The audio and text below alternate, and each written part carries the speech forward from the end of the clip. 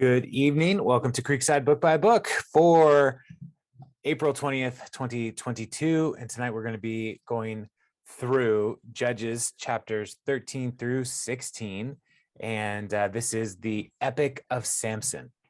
And the storyline through Judges so far has been watching the people of Israel kind of devolve into greater and greater neglect of their covenant relationship with the Lord. And so Samson is really the last of the major judges who actually delivers the people of Israel. He's used by God to fight against the Philistines, but he is in himself a microcosm of the nation of Israel as a whole. And so he really is kind of a type of Israel in the passage that we're going to look at. And so he is not a typical judge. His story is very familiar for many of us growing up if you grew up in church and Sunday school, you talked about Samson and his feats of strength and knocking over the pillar walls, all these things. I have the flannel graph memories imprinted on my brain. Like I have these pictures as I read through this. And so as I was researching this week, we also should recognize that he is duplicitous. He is a trickster. He is a womanizer. He is not living up to his personal covenant commitments. And even though he doesn't live up to his covenant commitments, the Lord still works through him. And so as we jump in, there is there's supernatural, amazing things happening in this story, and miracle after miracle. And one of the things that I find most fascinating, things to watch, one, Israel never cries out to the Lord in this whole section. Samson, used by God, never cries out to the Lord until the very end of his life. And then also there are key phrases involved in Hebrew and where it's talking about Samson saw with his eyes. He saw a beautiful woman. He saw a lion. He saw, and then where we end up with Samson, he can't see, but he understands the ways of God in a more full understanding and appreciation of God's power in his life. And so, it's very fascinating character as we've walked through. And so let's just jump in. Chapter 13, verse 1. I'm going to read all of 13 as we get started, just to kind of see how it all, like the miracle nature of Samson's origin, and then kind of highlight a few things from chapter 13. So verse 1, again, the Israelites did evil in the eyes of the Lord, so the Lord delivered them into the hands of the Philistines for 40 years. A certain man of Zorah named Manoah from the clan of the Danites had a wife who was childless, unable to give birth. The angel of the Lord appeared to her and said, "You are barren and childless, but you are going to become pregnant and give birth to a son. Now see to it that you drink no wine or other fermented drink, and that you do not eat anything unclean. You will become pregnant and have a son whose head is never to be touched by a razor, because the boy is to be a Nazirite, dedicated to God from the womb. He will take the lead in delivering Israel from the hands of the Philistines." Then the woman went to her husband and told him, "A man of God came to me. He looked like an angel of God. Very awesome. I didn't ask him where he came from, and he didn't tell me his name. But he said to me, 'You will become pregnant and have a son. Now then, drink no wine or other fermented drink, and do not eat anything unclean, because the boy will be a Nazirite of God from the womb until the day of his death.' Then Manoah prayed to the Lord, 'Pardon your servant, Lord. I beg you to let the man of God you sent to us come again to teach us how to bring up the boy who is to be born.' God heard Manoah, and the angel of God came again to the woman while she was out in the field, but her husband Manoah was not with her. The woman hurried to tell her husband, "He's here, the man who appeared to me the other day." Manoah got up and followed his wife. And when he came to the man, he said, "Are you the man who talked to my wife?" "I am," he said. So Manoah asked him, "When your words are fulfilled, what is to be the rule that governs the boy's life and work?" The angel of the Lord answered, "Your wife must do all that I have told her. She must not eat anything that comes from the grapevine, nor drink any wine or other fermented drink, or eat anything unclean. She must do everything I have commanded her." Manoah said to the angel of the Lord, "We would like you to stay until we prepare a young goat for you." The angel of the Lord replied, "Even though you detain me, I will not eat any of your food, but if you prepare a burnt offering, offer it to the Lord." Manoah did not realize that it was the angel of the Lord. Then Manoah inquired of the angel of the Lord, "What is your name, so that we may honor you when your word comes true?" He replied, "Why do you ask my name? It is beyond understanding." Then Manoah took a young goat together with the grain offering and sacrificed it on a rock to the Lord. And the Lord did an amazing thing while Manoah and his wife watched. As the flame blazed up from the altar toward heaven, the angel of the Lord ascended in the flame. Seeing this, Manoah and his wife fell with their faces to the ground. When the angel of the Lord did not show himself again to Manoah and his wife, Manoah realized that it was the angel of the Lord. "We are doomed to die," he said to his wife. "We have seen God." But his wife answered, "If the Lord had meant to kill us, he would not have accepted a burnt offering and grain offering from our hands, nor shown us all these things, or now told us this."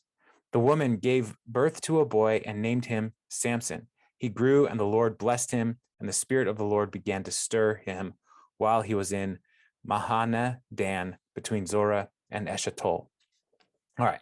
So this is a miraculous event. Now, this is not the first time that a barren woman was able to conceive a child. And this is hearkening back to the patriarchs. Remember, Sarah was unable to conceive, and Rachel was also unable to conceive. And the Lord intervened in their lives and made it possible for them to have children.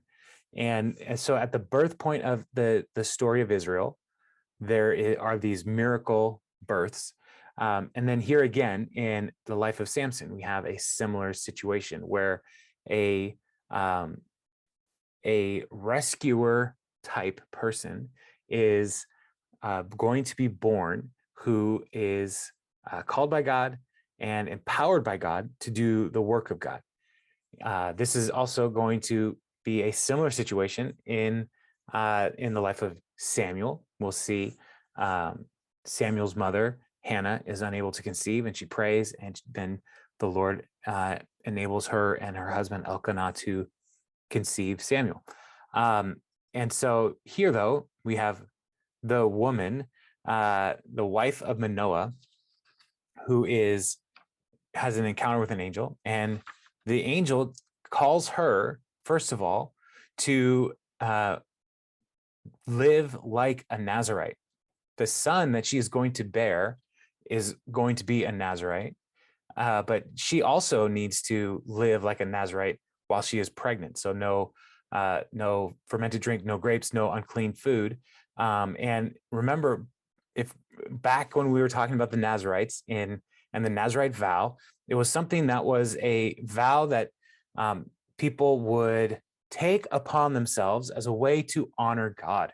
And so it was not something that everybody had to do, and men and women could be Nazirites. And so before Samson is even conceived, his mother is going to start living like a Nazirite. But Manoah is like, who's this strange man talking to my wife? What's his deal?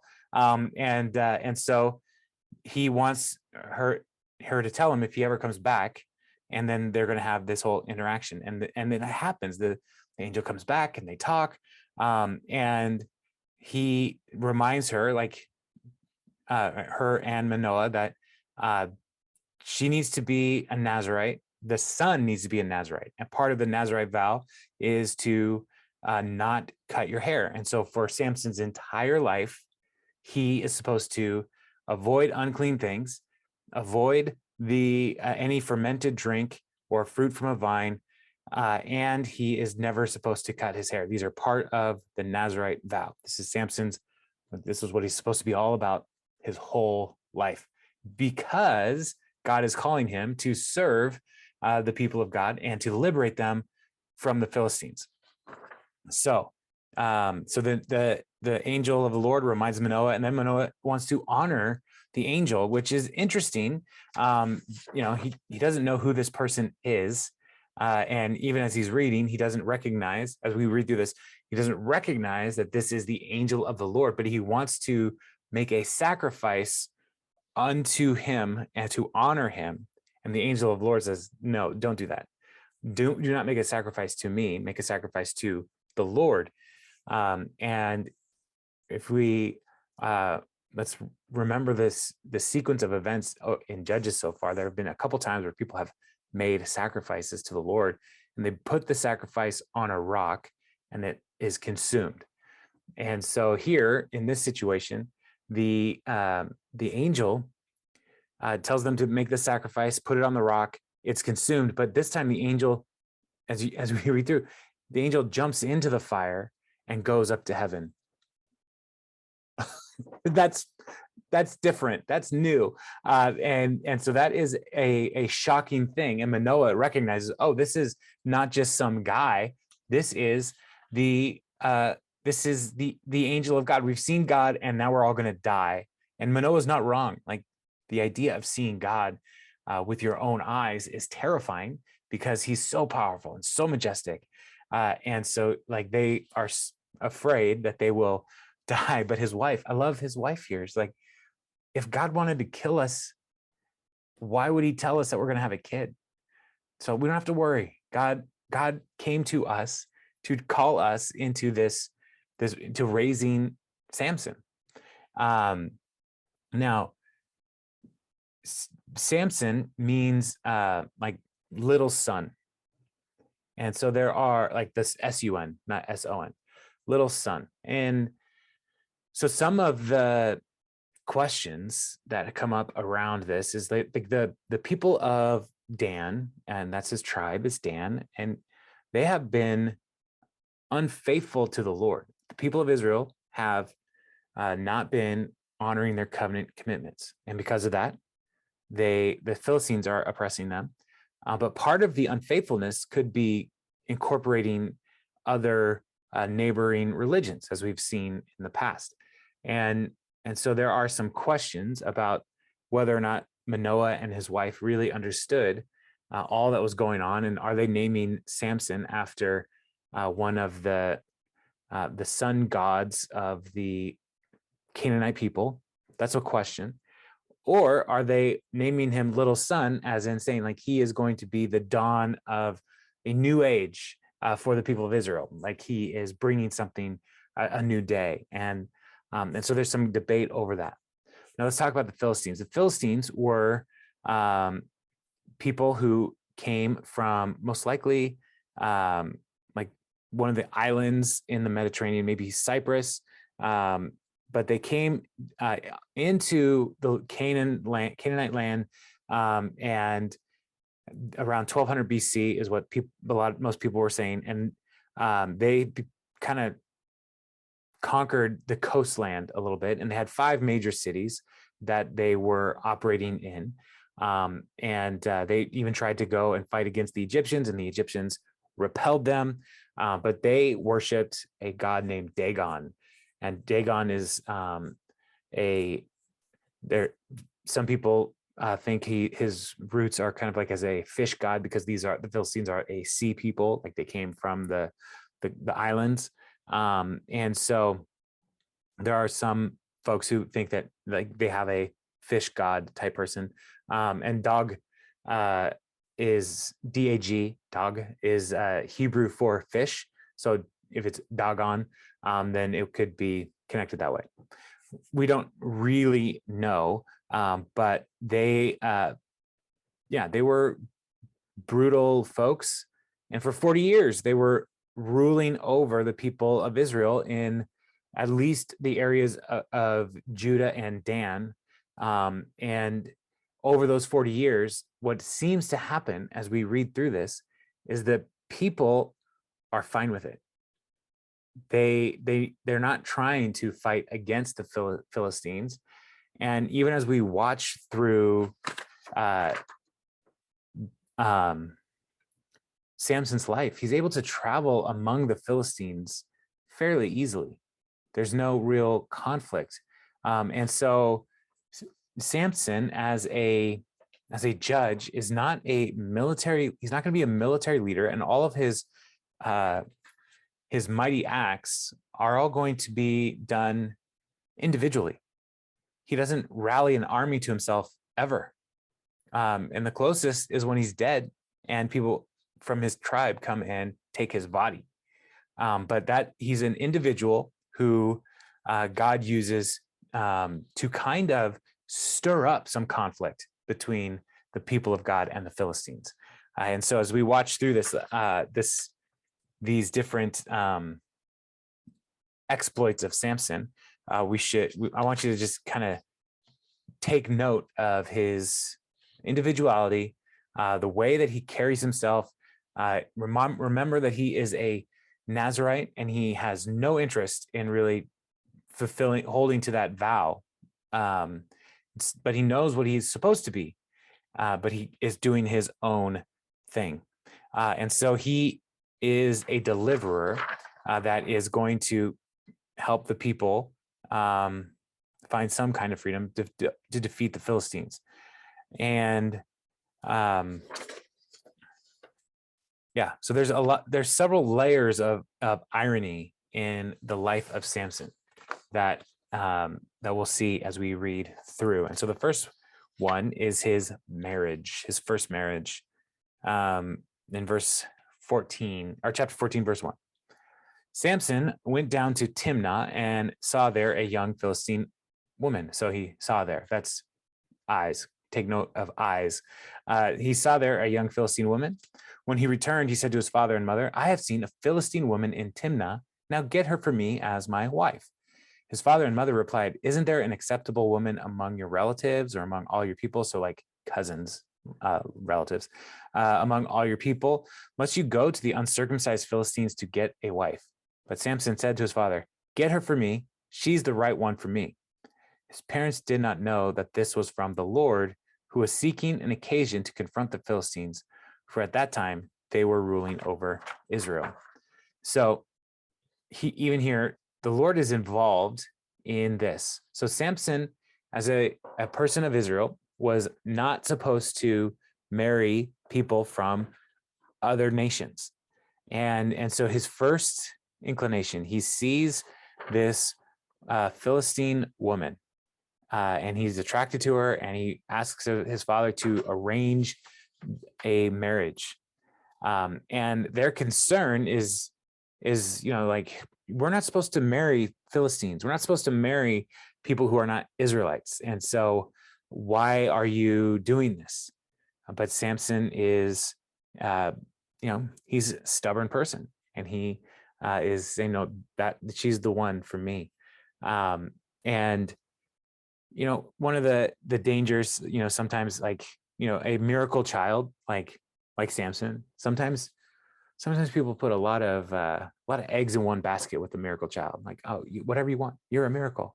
And so I don't know if that's what Manoah and his wife were like with him, but they went along with it. Again, they did not know that God was using this as a way to stir up some conflict, which is what verse 4 says. God is doing this. This is all from the Lord. And so it kind of makes a question, like, what is God up to?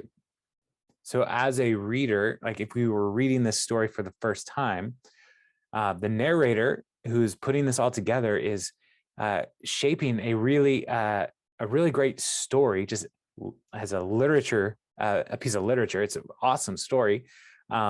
He's giving us the hints we need just when we need them. God's up to something.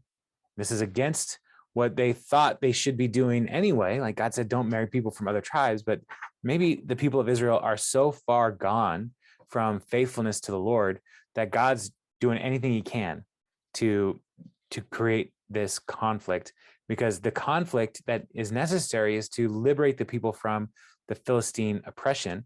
and but they need a little kick in the pants to get moving on that. So his father goes and arranges the wedding. Verse 5, Samson went down to Timnah together with his father and mother. As they approached the vineyards of Timnah, suddenly a young lion came roaring toward him. The Spirit of the Lord came powerfully upon him, so that he tore the lion apart with his bare hands, as he might have torn a young goat. But he told neither his father nor his mother what he had done. Then he went down and talked with the woman, and he liked her. Sometime later, when he went back to marry her, he turned aside to look at the lion's carcass, and in it he saw a swarm of bees and some honey. He scooped out the honey with his hands and ate it as he went along. When he rejoined his parents, he gave them some, and they too ate it. But he did not tell them that he had taken the honey from the lion's carcass. Now, this is the first time in the life of Samson where we see the Spirit come upon Samson. And the way it talks about it is the Spirit of the Lord came powerfully upon him when the lion was attacking. And it's kind of a rush is the way that we should think about it. Like lion's coming, and at just the right time, Spirit of the Lord empowers Samson to rip the lion in half. And the way it's talking about, it even says like torn like a young goat. This is like a sacrificial type of slaughtering. Like they would tear the goat at the altar in half, so they would lay it flat on the altar. And so this is like that's the kind of tearing that Samson has. And this is the first indication where we have some kind of supernatural strength from Samson. Often when I was a younger person and learning the stories of Samson, like the pictures where Samson was big and strong, but I wonder if maybe Samson wasn't like muscular the way we define muscular today. And I wonder if he was like a normal dude who, when the Spirit of the Lord came upon him, like, I don't know if he had like Hulk strength, but like he had a strength that was not obvious just from his physique. And so the Spirit of the Lord came on him powerfully. He rips it in half. And then he goes on down the road to meet his fiance at this point. And he likes her, that everything's going great. And some time passes. Enough time passes to where this lion carcass, Samson didn't tell anybody what he did with it. It just is a dead carcass. A honeybee hive starts to develop in the carcass, and Samson sees it. He's like, I love honey. I'm going to get some. Now, this should be a red flag for us, because part of the Nazirite vow is to make sure that you don't touch anything unclean, and a carcass is unclean. And so it's not just that Samson touched a dead animal's body, but he's also ingesting honey that was coming from this carcass, and so he is contaminating himself. So the Nazirite vow, first of all, like going outside of the nation of Israel to find a wife, it's breaking the covenant with the Lord that the people had established. Then and touching a dead body, that is a breaking of the Nazirite vow. And so Samson is not living up to the expectations of the Nazirites, and somehow the Lord continues to intervene for him. But so he takes some money, he eats it, he takes some home to his parents, and he has them have it. And so he's also spreading his contamination to his family. So now they are ceremonially unclean because of Samson's actions and the secret that he wasn't telling them. And so one of the things that the narrator might be trying to help us understand, even in the life of Samson, if he is a microcosm of Israel, Samson, he was willing to get others involved in his uncleanness. And we see the people of Israel turning away from the Lord. No one in those days, Israel had no king, and everybody did whatever they saw fit in their own eyes. They abandoned the Lord. And so here is a little bit of this, a taste of Israel spreading the contamination around. Now, let's pick up in verse 10. Now his father went down to see the woman, and there Samson held a feast, as was customary for young men. When the people saw him, they chose 30 men to be his companions. And so the wedding feast was probably a 7-day situation, and these 30 men are not his friends. They're more like security. And so they were around Samson to make sure that Samson didn't do anything untoward with the bride. And so it's a kind of a protection again for the bride and the father of the bride's family, all this stuff. And it was customary. It wasn't Samson is totally dangerous. So we need to make sure that we have these 30 bodyguards, as much as they just wanted to. This is part of the custom. Here's your 30 companions, your friends. And now remember, he's leaving his home to come to Timnah. And so he doesn't have any friends there. And so these are his associates. These are the security. And then he says, let me tell you a riddle. Samson said to them, if you can give me the answer within 7 days of the feast, I will give you 30 linen garments and 30 sets of clothes. If you can't tell me the answer, you must give me 30 linen garments and 30 sets of clothes. And so they tell us your riddle. They said, let's hear it. So why is he telling them this riddle? He's trying to, it might be that he's having fun and he's playful, and that could be part of it, but it could also be like he is annoyed that they have sent these people to watch over him. Like he's sensing some hostility from them. And so he replies, out of the eater, something sweet, out of the eater, something to eat, out of the strong, something sweet. So for 3 days, they could not give the answer. On the 4th day, they said to Samson's wife, coax your husband into explaining the riddle for us, or we will burn you and your father's household to death. Did you invite us here to steal our property? So, that escalated quickly. It went from a riddle to threats of violence against Samson's wife and her family. Then Samson's wife threw herself on him, sobbing, you hate me. You don't really love me. You have given my people a riddle, but you haven't told me the answer. And I haven't even explained it to my father or mother, he replied. So why should I explain it to you? She cried the whole 7 days of the feast. So on the 7th day, he finally told her, because she continued to press him. She in turn explained the riddle to her people. And so Samson is still in this, we see he still, values his parents more than his new wife. So in the Genesis, this is why a man shall leave his father and mother and cleave to his wife, then the two shall become one flesh. Samson's not really into that part of cleaving and becoming a new family. He's still like, no, I value my parents. I haven't even told them. I value them more than you. So before sunset on the 7th day, the men of the town said to him, what is sweeter than honey? What is stronger than a lion? And so now they know that the answer to the riddle, but there's no way they should have known this. This riddle was a trick. No one knew that Samson killed a lion. No one knew that Samson had honey from a lion. And so he knew right away. Samson said to them, if you had not plowed with my heifer, you would not have solved my riddle. So he's saying, you cheated. You got this information from my wife. And so you are a cheater. And so, but he is going to honor his obligation. And then the Spirit of the Lord came powerfully on him again. And he went down to Ashkelon, struck down 30 of their men, stripped them of everything, and gave their clothes to those who had explained the riddle. Burning with anger, he returned to his father's home, and Samson's wife was given to one of his companions who had attended him at the feast. So these, they figure out the riddle, and they tell him, and he is so angry that like they cheated, and so he sets off for Ashkelon, which is one of the major cities of the Philistine empire, if you will, and it's about 23 miles from Timnah.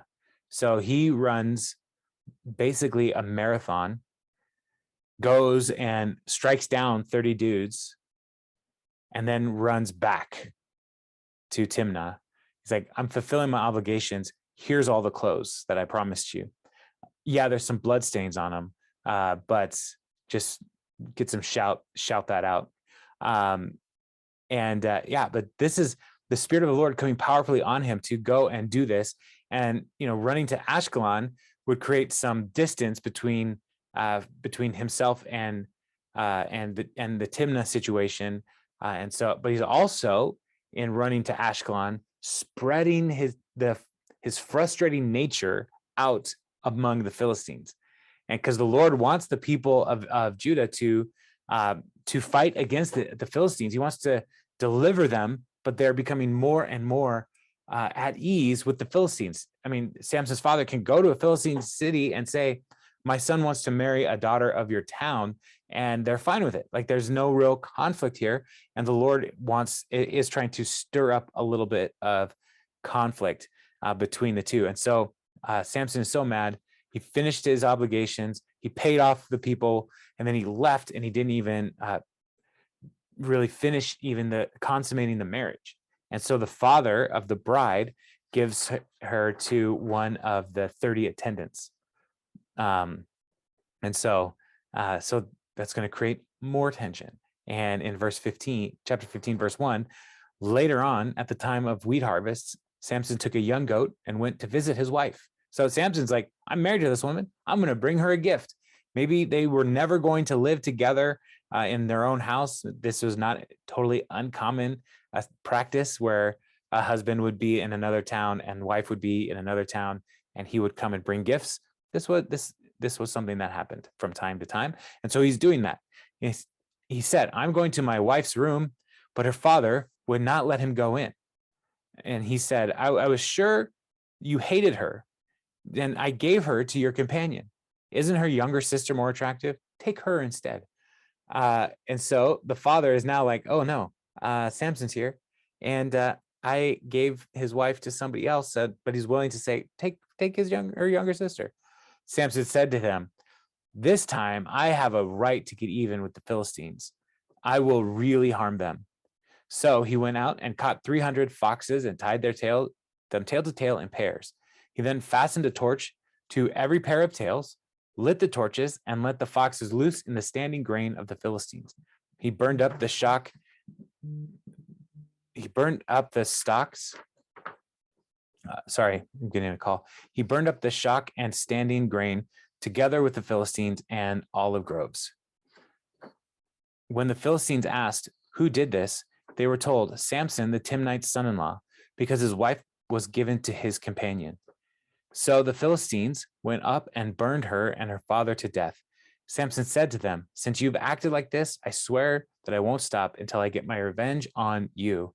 He attacked them viciously and slaughtered them. Then he went down and stayed in a cave in the rock of Etam. So in his rage, Samson is like, you have cheated me now. And so I am justified to take vengeance. Now, the vengeance, if we remember reading through the law, that the Lord gave to the people of Israel, eye for an eye, tooth for a tooth.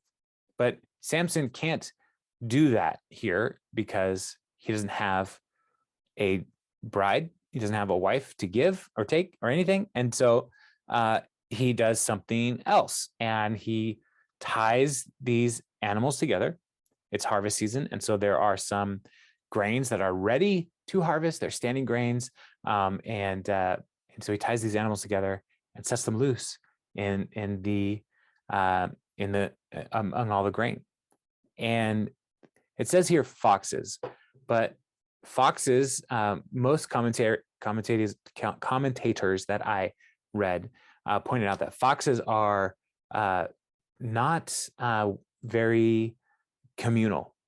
And so trying to capture 300 foxes and tie them together, like, that would have been really difficult.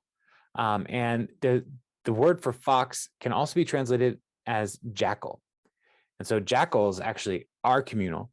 And so rounding up a herd of jackals or a group of jackals would actually be something that could be done. And so then the question is like, well, why did he tie them together? What is that about? And most likely, tying them together and tying the torch on them would create the desire for the animals to be to pull against each other. And so there would be zigzagging all over in the grain fields. And so the zigzagging and maybe stopping and fighting, and that would give enough time for the torch that was tied to their tail to light the grain on fire. And so it would slow them down enough to like create this massive blaze, ruining the crops for the Philistines. And so this angers the Philistines and the people of Timnah. And so they come and they burn down Samson's wife's house with the family inside. And so this again is something where Samson gets his revenge, and he attacks them, and he killed many of the people in the city, and then he ran to stay in the town of Edom. So yeah, Samson is again, he's not a great dude. He is violent. He is impetuous, and so he is, I mean, we're seeing his nature here of acting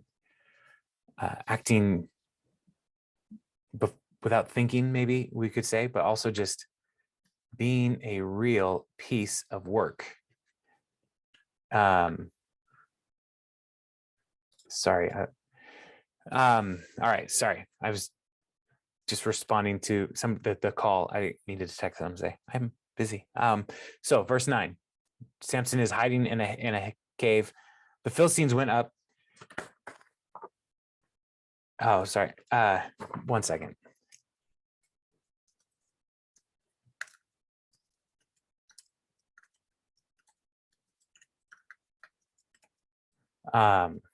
So the Philistines are going to respond to Samson. Technology is fun. Verse 9, the Philistines went up and camped in Judah, spreading out near Lehi. The people of Judah asked, "Why have you come to fight us?" Now, remember, the Samson is being used by God to stir up tension between the people of Israel and the Philistines. And so the people of Judah, though, they don't want to have anything to do with these fights. They probably don't think they can handle it. And so they're like, we don't want to fight you. They respond, "We have come to take Samson prisoner," they answered, "to do to him as he did to us." Then the 3,000 men from Judah went down to the cave in the rock of Edom and said to Samson, "Don't you realize that the Philistines are rulers over us? What have you done to us?" He answered, "I merely did to them what they did to me." They said to him, "We've come to tie you up and hand you over to the Philistines." Samson said, "Swear to me that you won't kill me yourselves." "Agreed," they answered. "We will only tie you up and hand you over to them. We will not kill you." So they bound him with 2 new ropes and led him up from the rock. As he approached Lehi, the Philistines came toward him shouting. The Spirit of the Lord came powerfully upon him. The ropes on his arms became like charred flax, and the bindings dropped from his hands. Finding a fresh jawbone of a donkey, he grabbed it and struck down 1,000 men. Then Samson said, "With a donkey's jawbone, I have made donkeys of them. With a donkey's jawbone, I have killed 1,000 men." When he finished speaking, he threw away the jawbone, and the place was called Ramat Lehi, because he was very thirsty. I'll pause there. So the people of Israel, or the people of Judah, they come, 3,000 people. They know Samson is strong. He's powerful. So 3,000 people come down into this cave area, and they're like, "Samson, you're causing trouble for us. What are you doing? We don't want to have anything to do with fighting the Philistines. Why are you doing this?" And Samson tells them, like, "Listen, are you going to try to kill me?" Because he has no interest in fighting the Israelites. And they're like, "No, we have no interest in fighting you either. That's why there's 3,000 of us." And so he allows them to tie him up with new ropes. And so a new rope, often these ropes would be made out of like a fibrous plant like flax, And so a new rope would not be brittle. It would be a stronger substance. And so highlighting that their new ropes is important. And so they tie him up, they bring him out, and while he is being brought out to the Philistines, they're shouting, they're celebrating. Finally, we've got Samson. He's gonna fall. We're gonna kill this guy who's destroying our towns and our people and our crops. And while they're shouting, he just rips a spirit comes upon him, and he rips the flax ropes off of him. And it's like they were charred, like they were burned, they were brittle and dried up. And because he was so strong, there was no tension whatsoever. And so he starts fighting them, picking up a fresh jawbone of a donkey. And this fresh jawbone, that detail there, that it is fresh, is like, this is a recently dead donkey. This is another dead animal. He's touching unclean things all the time. Samson is unclean, and he has no cares about it whatsoever. And he picks up the jawbone and he starts hitting and attacking the people, the Philistines. And this jawbone, I'd looked up some, what is the weight of a jawbone, and it's about, I had it. It was about 9 inches long, and it weighed probably a little less than a pound. So it's not like a majorly substantial weapon. Probably still has some teeth in it, so that might be why it was effective. But he just starts whooping on these Philistines and kicking butt, taking names. And then he starts singing a song, and his song, in contrast, his song to Deborah's song, and Deborah's song is like, look at what the Lord has done, look at what God has done. And here he's saying, with a donkey's jawbone, I have made donkeys of them. With a donkey's jawbone, I have killed 1,000 men. And so Samson is putting all of the glory for his victory back on Samson. It's the Spirit of God that's empowering you to do these things, but he continues to pull it back to himself. He defeats them, and they rename this place Ramat Lehi, which is essentially, it's named after jawbone. So that's what the place is called now. And then verse 18, because he was very thirsty, he cried out to the Lord. This is the first time we see Samson crying out to the Lord. You have given your servant this great victory. Must I now die of thirst and fall into the hands of the uncircumcised? Then God opened up a hollow place in Lehi, and water came out of it. When Samson drank, his strength returned, and he revived. So the spring was called En Hakor, and it is still there in Lehi. Samson led Israel for 20 years in the days of the Philistines. So he cries out to God, and God miraculously provides water for him from a rock. Now, does that sound familiar as we talk about the people of Israel and Samson as a kind of Israel crying out to God? We're thirsty, and God provides water miraculously. Same thing is happening here in Samson's life. And he was revived, and it says here that he led Israel for 20 years. But we have no real record of him doing any kind of leading. What did he lead? He didn't lead an army. He didn't lead a city. He didn't lead anybody.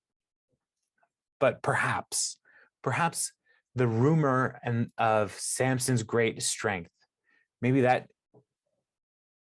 pushed the Philistines away a little bit. Maybe they stopped trying to come against the people of Israel in those moments. We don't know for sure. But Samson now is established as a leader, somebody that the people of Israel could look to as a defender. And maybe there are many more exploits of Samson that are not captured in this book.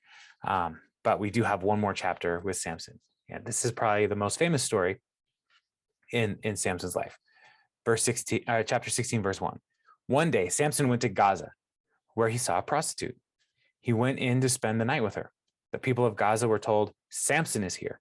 So they surrounded the place and lay in wait for him all night at the city gate. They made no move during the night, saying, at dawn, we'll kill him. But Samson lay there only until the middle of the night. Then he got up and took hold of the doors of the city gate, together with the 2 posts, and tore them loose, bar and all. He lifted them to his shoulders and carried them to the top of the hill that faces Hebron. So now remember, Samson, not a great dude. And so he saw a prostitute. His eyes led him to sin. He saw a prostitute and he went to spend the night with her. And the town people were excited because, all right, here's our chance. We're going to take out Samson. So Samson has gone against the people of Timnah, against Ashkelon, and against Gaza. These are 3 of the major Philistine cities. And so he's going to continue to wreak some havoc in this region. And so they're ready to kill Samson. But he gets up in the middle of the night, somehow sneaks past them as they're waiting for him outside the prostitute's house. And he rips the gates out of the wall, which is impressive. And so he rips them loose and he takes them to the top of the hill that faces Hebron. Now, could it be that it is a hill next to Gaza, that you get up on the hill and you can like look towards Hebron? Maybe. Or it could be that he carried the gates to the vicinity of Hebron, which is several miles away from Gaza.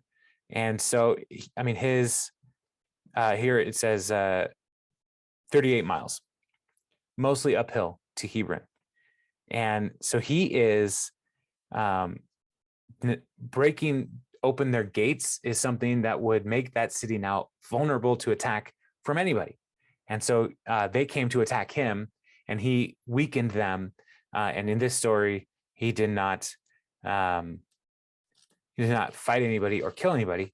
But again, his eyes led him to a place where he would be in danger. But then he was able to but destroy some of the town.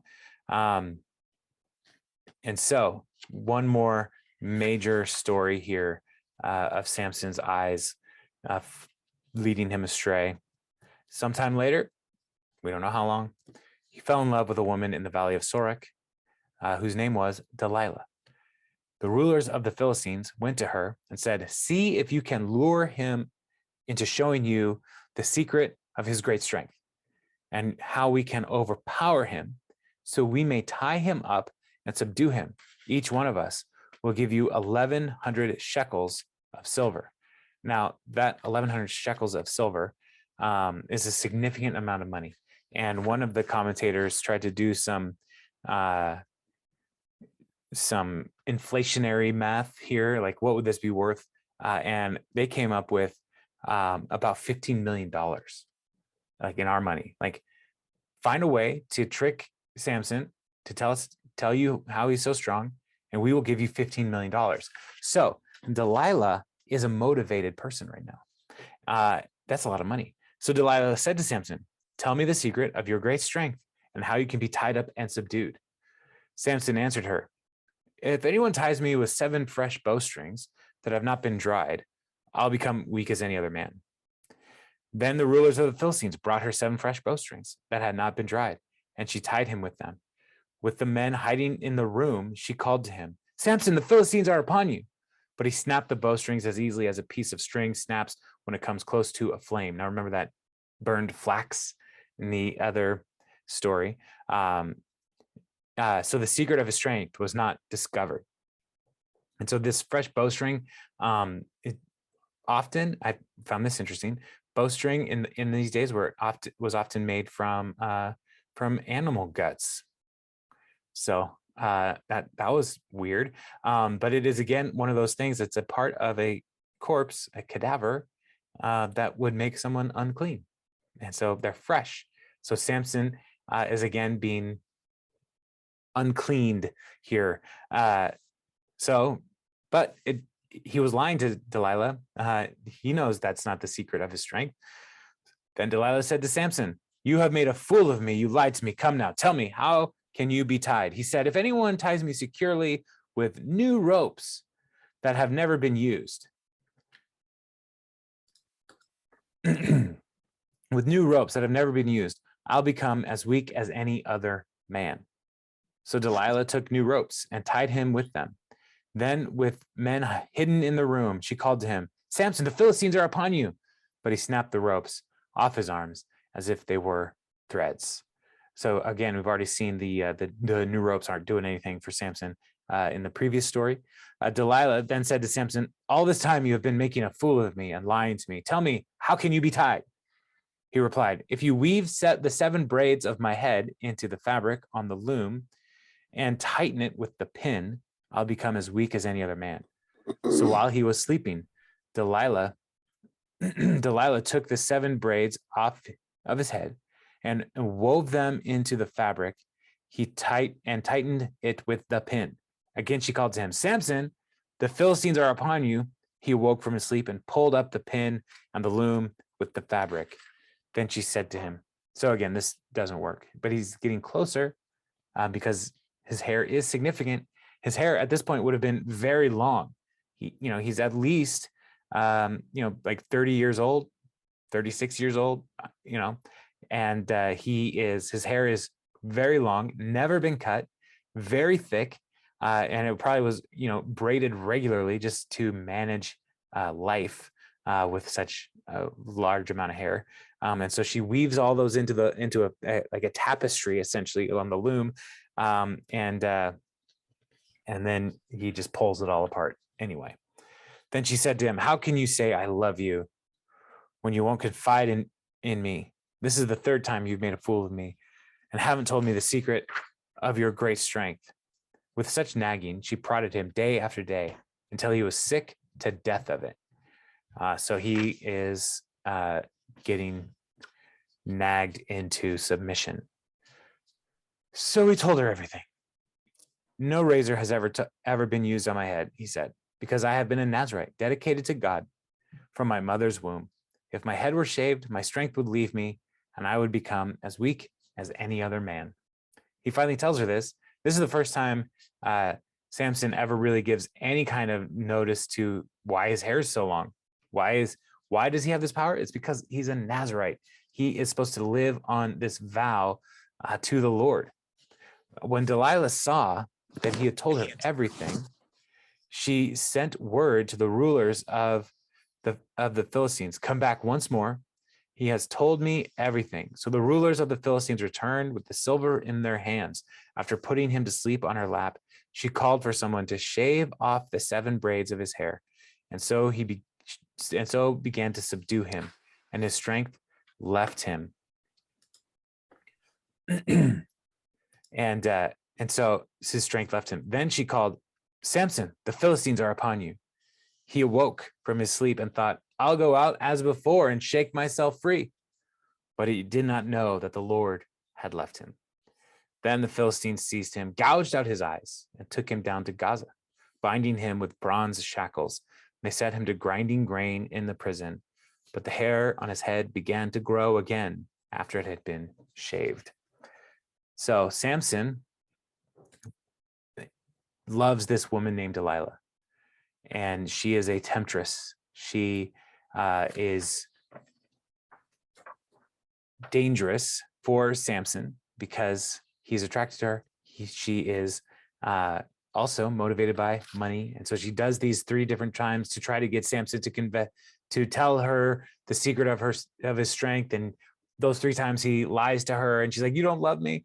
And so finally, when she is able to convince the leaders of the Philistines, "He's told me the truth. He's told me everything," and she convinces them to come back, cut off the hair. The Lord had left him, and Samson thinks nothing has changed. Now, Samson probably knew that he was not fulfilling the Nazirite vow throughout his life. And so he probably he knew that his hair was special. It was a sign to the people of Israel. Samson is a Nazirite.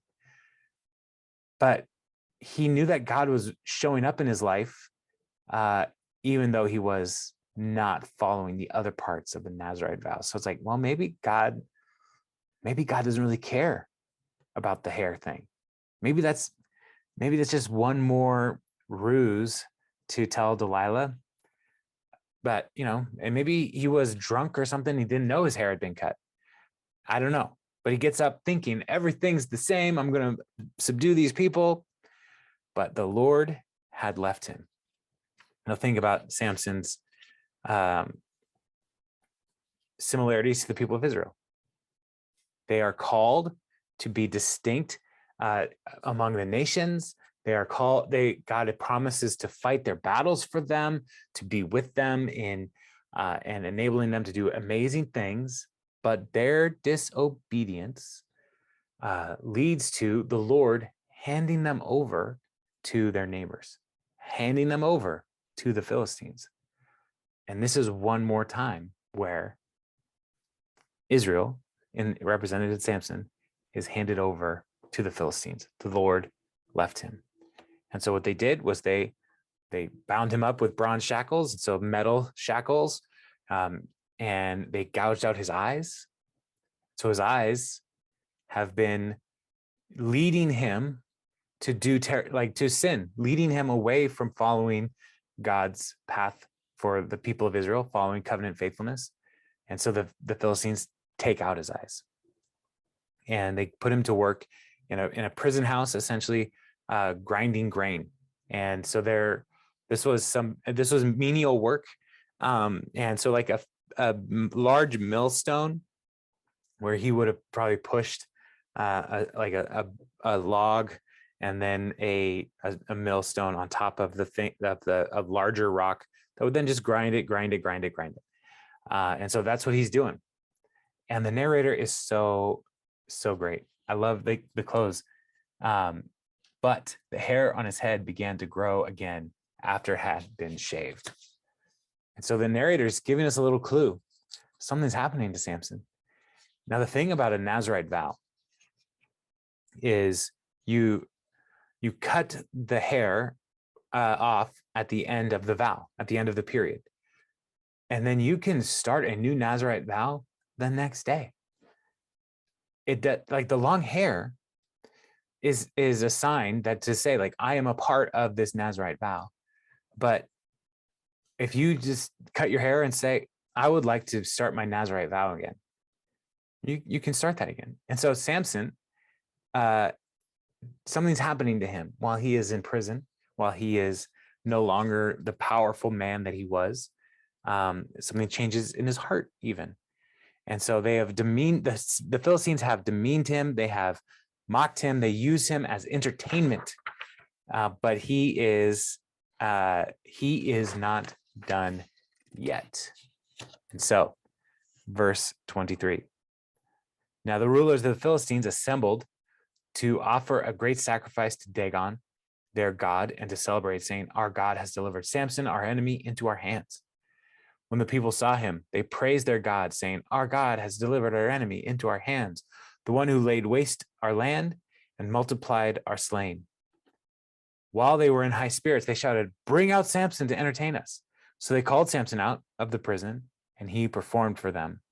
Now, these performances were probably mocking games, because he can't see. They were probably leading him astray, tripping him, harassing him in some way. And they were not paying attention to the fact that his hair was starting to grow. And so when they stood him among the pillars, Samson said to the servant who held his hand, put me where I can feel the pillars that support the temple, so that I may lean against them. Now the servant didn't think there was any threat here. Samson is just a man. He's not super strong. He's just a dude.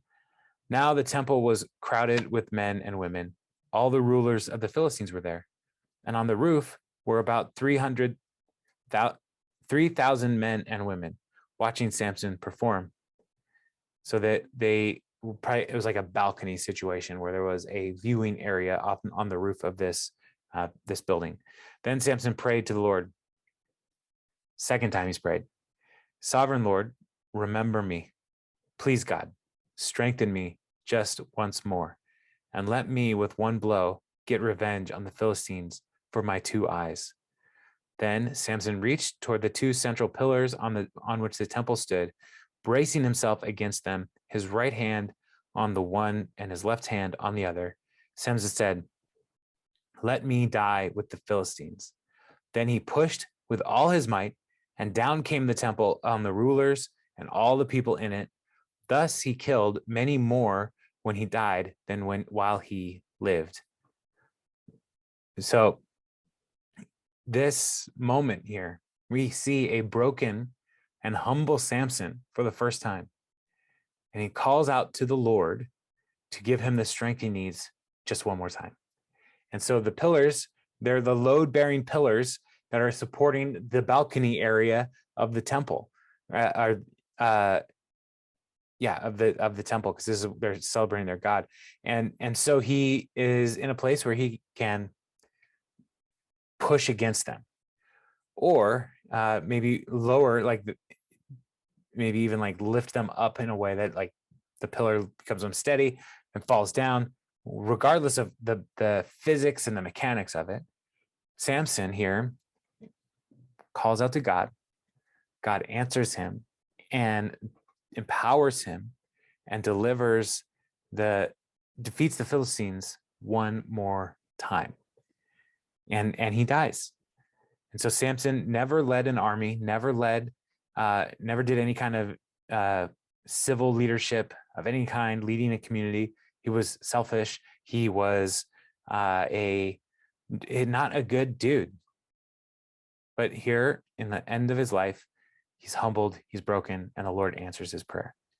And verse 31, then his brothers and his father's whole family went down to get him. They brought him back and buried him between Zorah and Eshtaol in the tomb of Manoah, his father. He had led Israel 20 years. So that his townspeople come, get his body, and bury him. They honor him, and the era of Samson was a 20-year reign, if you want to call it a reign. But he is an interesting character. And so I had never, before this week, I had never really thought of Samson as a type of Israel. I never really paid attention to the Nazirite vow and all the different times that he broke the Nazirite vow in his life in these stories. Also, I never really thought about his the role that eyes play, and how his eyes led him to unfaithfulness. But then when he has no eyes, he seems faithful. So there's all these little subtle things happening in this story that I never really noticed until just this week. And so it was it was fun reading about Samson, a character that I have read so many times in my life. And so we can look at him as, yes, the last of the 12 judges and a mirror of Israel, but also recognizing that more than any other judge, he embodies the tragedy of Israel at the time of the judges, before the monarchy.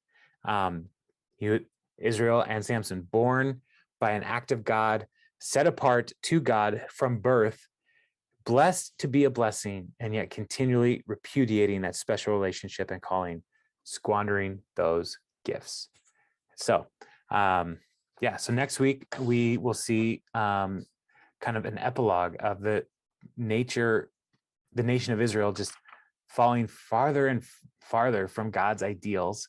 And it's not going to be a great picture next week. So, but yeah, that's Samson. Thoughts, questions? Let's talk about Samson.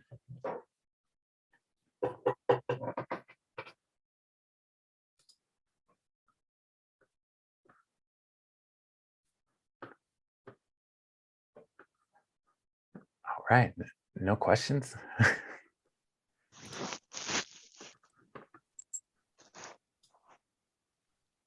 I don't have a question exactly, but I remember I just read this story for the first time last year, and it had been Sunday school the last time I had heard of him. I'm like, wait, is this the same story? This is so different. But I love your going through it today together. It was really cool.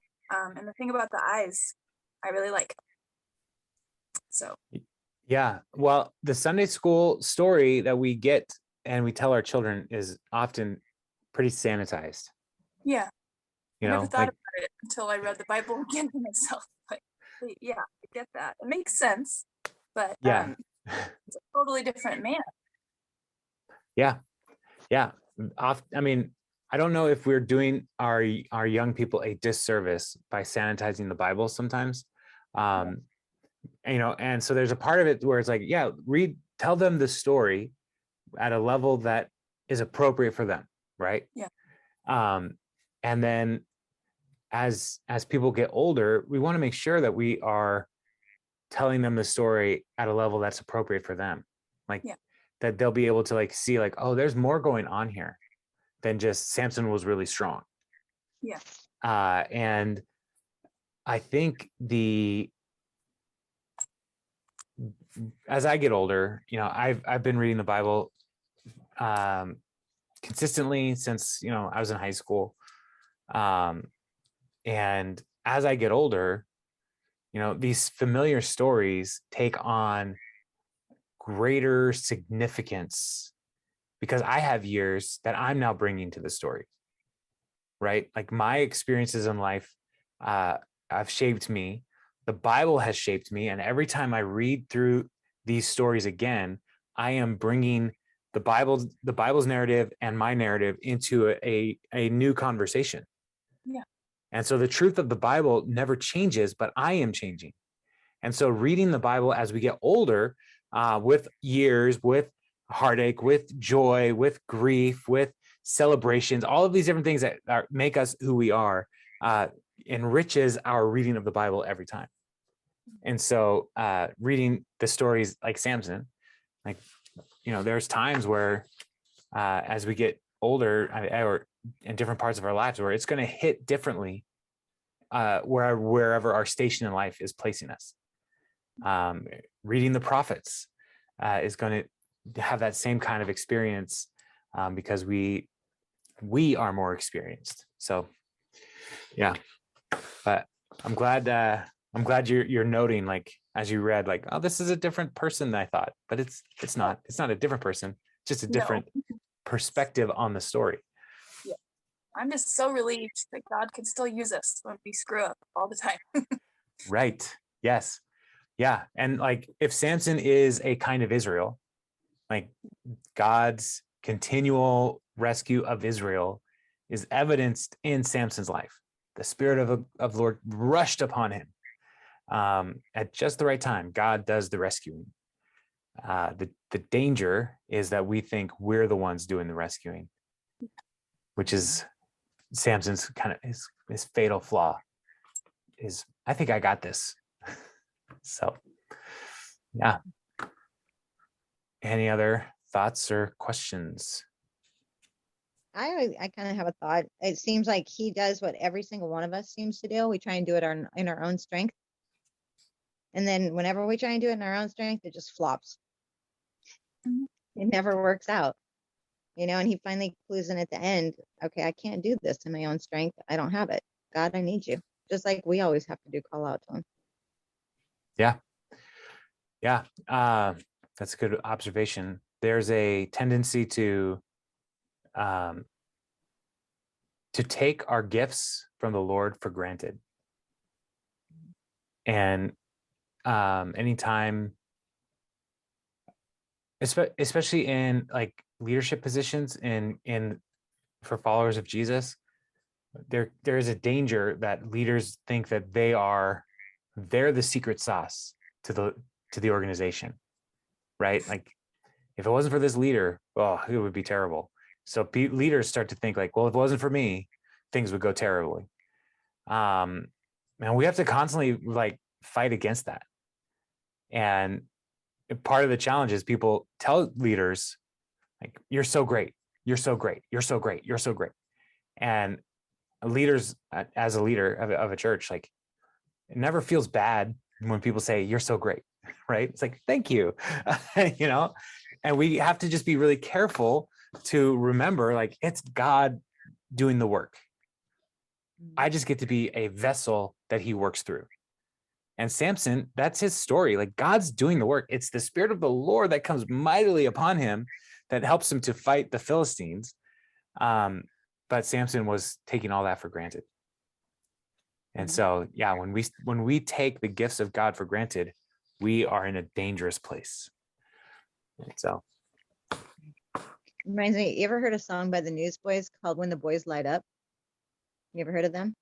I know the Newsboys. I don't know that song in particular. I'm talking about, that they're only the conduit, Okay. and then when the Holy Spirit comes upon you, that becomes the power source. If you ever get a chance to listen to it, it's a really good song. Well, I have listened to many, many Newsboys songs in my life, so I may have heard it. Yeah, they have a lot of songs. They do. They're really good. I love many Newsboys songs. So yeah, I somewhere along the way I just fell off, but I'll look it up. What's When the Boys Light Up? Is that what you said? Mm-hmm.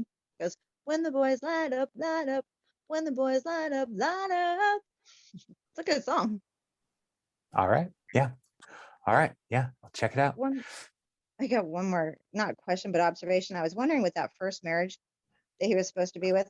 Mm-hmm. You're always talking about how there's marriages of alliances in the Middle East. Yes. Arranged marriages. I was wondering, do you think that could have been in a marriage for an alliance to alleviate the problems? The tension between the groups? I don't think so. I don't think that was the intention. Mainly because what the writer of Judges is telling us. Sorry, I gotta find it again. It's Samson going. So Samson is, as far as we know at this point, just a guy. He's not respected by anybody, so he's not a prominent person.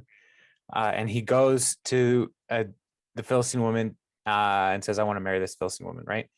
And in verse 4 of chapter 14, his parents did not know that this was from the Lord, who was seeking an occasion to confront the Philistines, for at that time they were ruling over Israel. So, so I don't think Samson was significant enough at this point to justify a marriage alliance between Philistines and the people of Israel. But then also the narrator is just telling us God's doing this. God is doing this to create tension between the two nations. And one of the commentaries that I read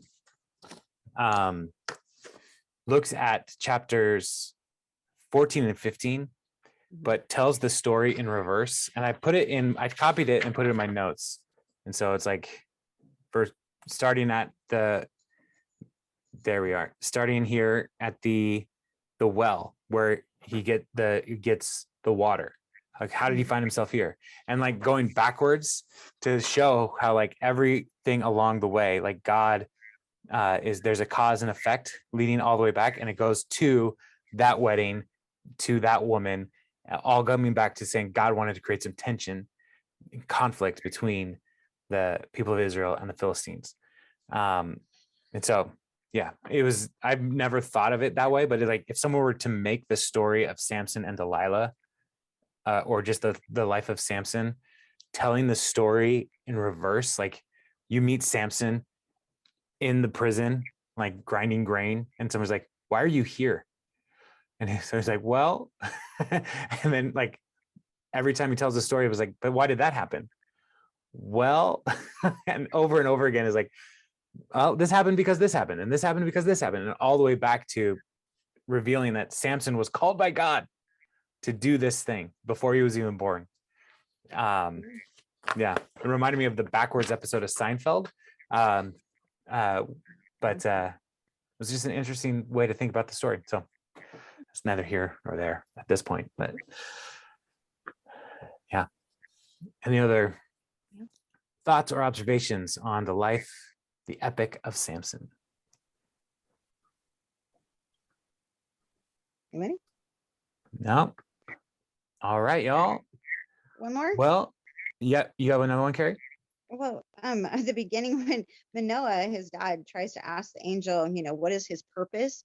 The angel just blows him off, doesn't tell him anything. Until he Uh, spin doctors it. when he says, what is the angel's purpose? No, what is Samson's purpose? It says, so Manoah asked him, when your words are fulfilled, what is to be the rule for the boy's life and work? The angel of the Lord answered, your wife must do all that I have told her. She must not eat anything that comes from the grapevine, nor drink any wine or other fermented drink, nor eat anything unclean. She must do everything I have commanded her. But doesn't say a word about what Samson's role is supposed to be. Yeah. We're not told exactly what he's going to do other than, he will, what he told Manoah's wife, he will take the lead in delivering Israel from the hands of the Philistines in verse 5. Oh, up above, yeah. Yeah. And so here's an interesting thing here. The angel did not repeat himself to Manoah because he already told his wife what's responsible, what she's responsible to do. And so there is a interesting little role reversal here, a gender role reversal, where she is the one with the information and authority. She is the one who is going to teach Manoah what Samson is supposed to do. And that's I think that's an important thing to note here is that Manoah didn't trust his wife that an angel of the Lord came to her. And so the angel of the Lord is like, I already told her, I'm not going to tell you. So, yeah. Sometimes the angel of the Lord can get a little snippy. It's like, why do I have to repeat myself so many times? Whose side are you on? Ours or enemies? Neither. Like that's the angel of the Lord talking to people who are like, you asked too many questions. Just do what I said. So, well, it's because later on, when he says we're doomed to die, and she's the more rational one. Thinking, well, he wouldn't have done this if he told me I was going to have a kid. Right. Yeah. She's already encountered the angel of the Lord. Yeah. She's like, I lived last time. I'm not worried this time. So, yeah. She is a much more faithful person in this story. Probably, maybe even the only faithful person. Because Manoah doesn't trust the commands right away. Manoah is like, okay, fine, I'll let you marry this Philistine woman. Samson's not faithful. So, but his mom was faithful. Okay, we could put this in genetic terms. He took more after his dad than his mom. Yeah, well, yeah, she probably said, your son over there is tearing off gates off of cities, walls and stuff. Yeah. So, yeah. I have to be honest, reading this sometimes reminds me of like those soap opera things, All My Children or Days of Our Lives. Did you hear what this one did and this one did? And it's like, come on, guys, drama. I'm like, drama, hello, no more. Oh, there's always drama.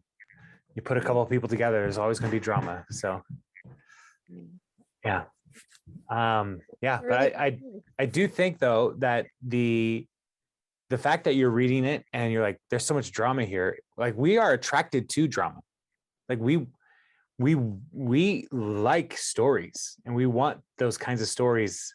And there's a reason why reality TV is so popular is because of the drama that is manufactured there. Like, oh, what's Bill going to say to so-and-so? And so we want the story, we want the drama. So if you see it in the Bible, it's because it's talking about people. So how come nobody's ever done a daytime, the soap operas of the Bible? That would be fun. I don't know. I think it would be pretty R-rated a lot of the time. We can't sanitize it like the kids' version of Samson. Well, I mean, you could try, but but if they did like a accurate depiction of the Old Testament, it would have to be on like HBO. Like it can't be on network because it's too. I mean, there's sexuality is one thing, but it is so violent. True. And so like if they were going to be faithful to the text, they wouldn't be able to shy away from the violence of the text. So, but I would recommend, if you haven't watched The Chosen, I think it's awesome. And it is a good depiction of Jesus and the disciples. So check it out. The Chosen, it's on YouTube. I So know. It's yeah. on Comcast too. It is, yeah. So, but if you don't have cable, everybody has access to YouTube. So, all right, y'all. Well, youth group is over. I'm hearing running, so I need to get my kids ready to leave. So I will see you Sunday, and next week we will wrap up Judges, and then next week is the last week of the groups quarter, and so we're going to take a break for May. I would appreciate your prayers, though. Josh and Shannon Baker are going to have a baby. Her name is Eleanor. And she may come sometime in May. And so there's going to be some help with youth group that I'm going to be doing during some of those weeks. And so this group's quarter break is actually coming at just the right time because I can help and be available to them to help with the youth group. So, but yeah, be praying for Josh and Shannon and for the youth group the weeks while I'm involved, because I don't want to bore them with old man Bible stories. So, all right, cool. I'll talk to y'all later. All right. Bye. Have a good night, everybody. Good night, guys. Thank you. Thank Good you. night, guys. Thank you. Bye.